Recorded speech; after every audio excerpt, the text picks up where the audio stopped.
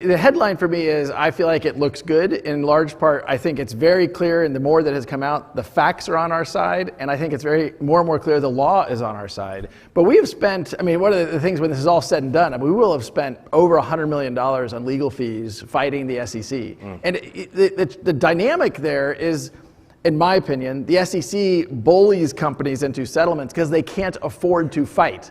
And the reason I think this fight is so important isn't just for Ripple.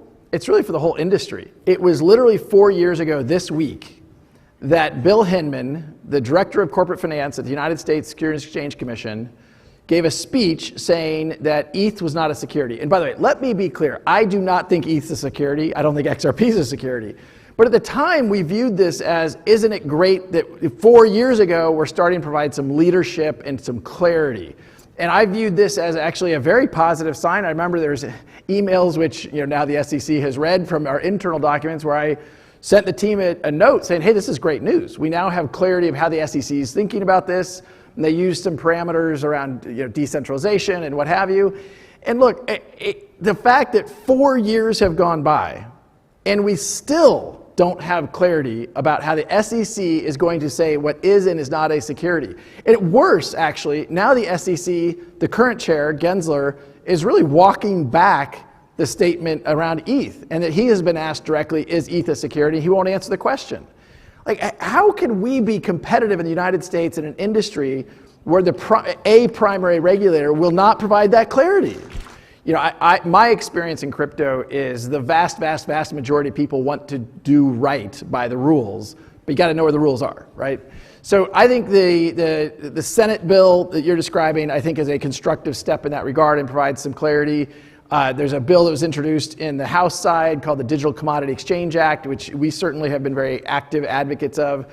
I think maybe the most important thing is, these are forward progress. I expect there will be some hearings around these bills. And when there's hearings, it bring attention to the lack of clarity.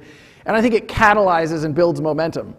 Momentum to when, I think, is open for debate. I've talked to some very smart people that think realistically, either the House side or the Senate side, it's a year away before something gets passed, which that's a long time from now. And I think the U.S. every day is losing competitiveness relative to other markets that have clearer regulation, clearer leaning in. So it's been 18 months. It's been a bit of stasis, but certainly you've been doing a lot of work. The business of running this company does not stop.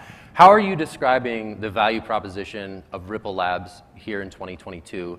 We only work with regulated institutions globally. 95% of our customers are non-US customers already. Certainly the US case has, we've been able to have 1 or 2 contracts we signed here in the United States, but it's been slow going in the US. But the great news is, demand for one of our core products, we call on-demand liquidity. That's the product using XRP to move liquidity for institutions. That grew, already at $1 billion run rate last year. That grew 8x year on year in Q1. So the demand is clearly there. And I think one of the opportunities for everyone in crypto is to make sure we're solving real problems, right? There's a lot of excitement, and I think there should be. Again, I get super excited about real world enterprise solutions. NFTs is certainly an area that I think is going to, here to stay. I, maybe somewhat controversially said recently that I thought NFTs were underhyped. I think people were kind of surprised by that because they're pretty hyped. What I would calling out is that I don't know how to think about NFTs in the context of, is one artist better than the other, right? Is a Van Gogh worth more than a Picasso?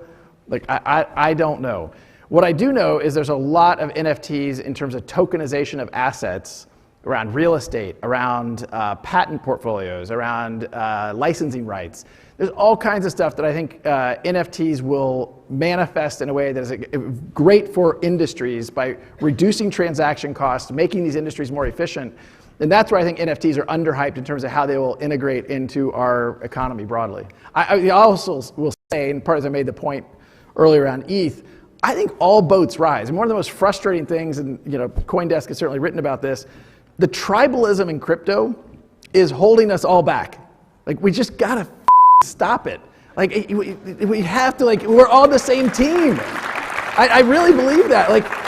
What's good for crypto is good for Ripple. And I try to be really careful about, like, even on stuff that I feel like I don't understand. I'm not trying to badmouth, NFTs. Like, I just don't know. But I think what's good for crypto is good for everybody in the industry, and I think the tribalism holds us back in a really big way. I am a person who believes in climate change. I'm a person who believes that carbon production is something we got to pay attention to. And again, we're all on the same team here. I think to the extent we can use more efficient technologies for solutions, then we should use those. I will pick on the Yuga Labs experience. The transaction fees, by the way, let's just boil down, blockchains are all about removing middleman costs, right? I mean, if you make it simple. Okay, so the Yuga Labs experience, the transaction fees were 40%.